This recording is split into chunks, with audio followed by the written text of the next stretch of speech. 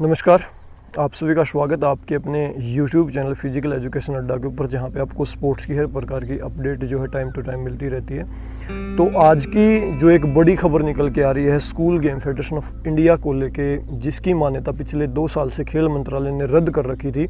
अब इस साल एक बार फिर वो सवालों के घेरे में खड़ी है।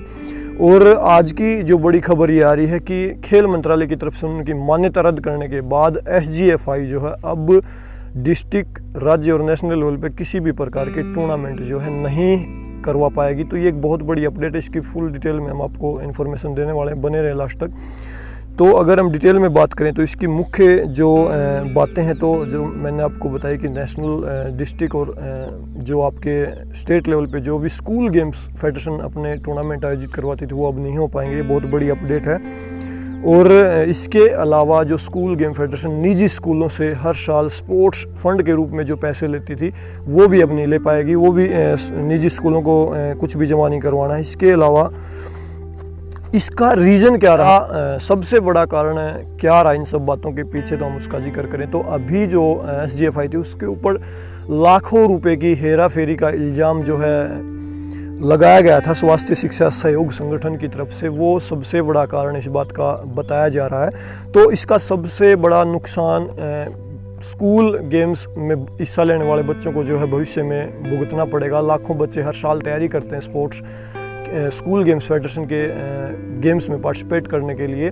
और इसके अलावा जो सबसे बड़ा झटका दिया है खेल मंत्रालय की तरफ से दिया गया है, अब ना ही इसकी कोई स्पोर्ट्स के जो इनके सर्टिफिकेट्स हैं उनकी कोई ग्रेडिंग होगी, और ना ही जो सरकारी जॉब है उस क्षेत्र में इन सर्टिफिकेट्स की कोई वैल्यू फ्यूचर में रहने वाली है। तो बहुत बड़ी अपडेट है ये।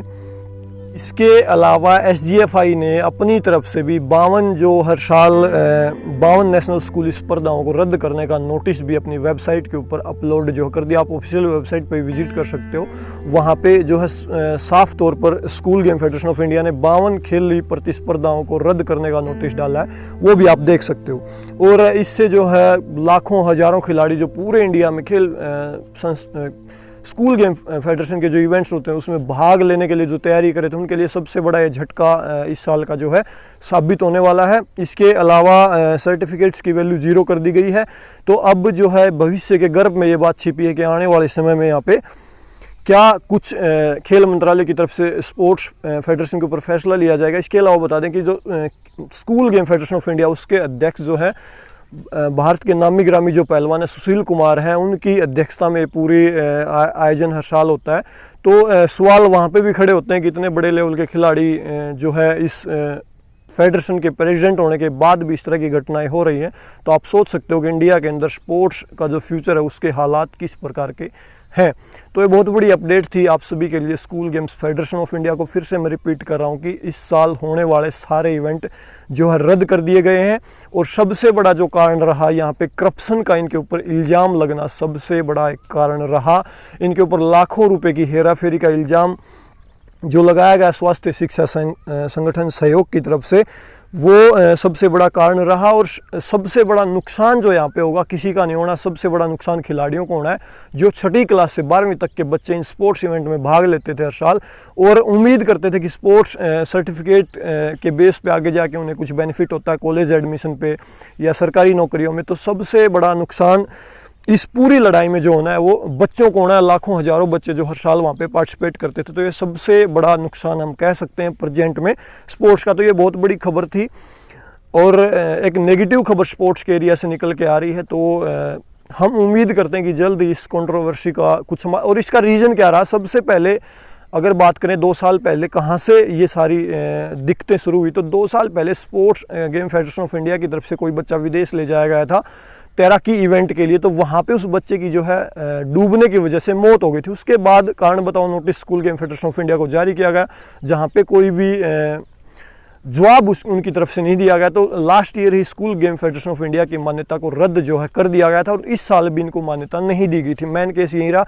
और इस साल जो इनके ऊपर सबसे बड़ा इल्ज़ाम जो लगाया गया, सबसे बड़ा इल्ज़ाम इनके ऊपर लगाया गया वो स्वास्थ्य शिक्षा सहयोग संगठन ने जो लगाया उसके बाद जो है बिल्कुल ही जो स्कूली गेम फेडरेशन है वो बिल्कुल ही बैकफुट पे चलेगी और उन्होंने अपनी 52 प्रतिस्पर्धाएं जो खेल की थी वो रद्द कर दी।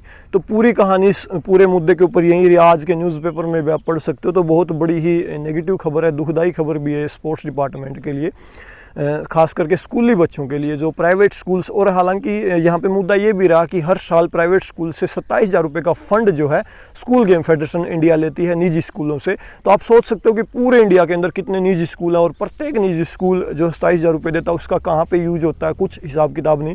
तो ये सारे सवाल जो है जायज़ भी हैं और नाजायज़ हो सकता है कि वहाँ पे कोई खर्चा हो, लेकिन उसका कोई डिटेल्स अब तक नहीं है। तो उसको लेकर भी बहुत बड़ा मुद्दा ये बना। तो ये थी पूरी जानकारी। स्पोर्ट्स के लिए नेगेटिव खबर है, लेकिन जल्दी उम्मीद करेंगे इसका कोई बीच का रास्ता निकले, क्योंकि बच्चों के भविष्य के ऊपर ये सारा मामला आके अटक गया है और जो बच्चे तैयारी कर रहे थे उनके लिए भी थोड़ी सी ये नेगेटिव खबर है। तो उम्मीद करते हैं कुछ पॉजिटिव हो इस दौरान। तो अभी के लिए यही अपडेट थी। Thank you.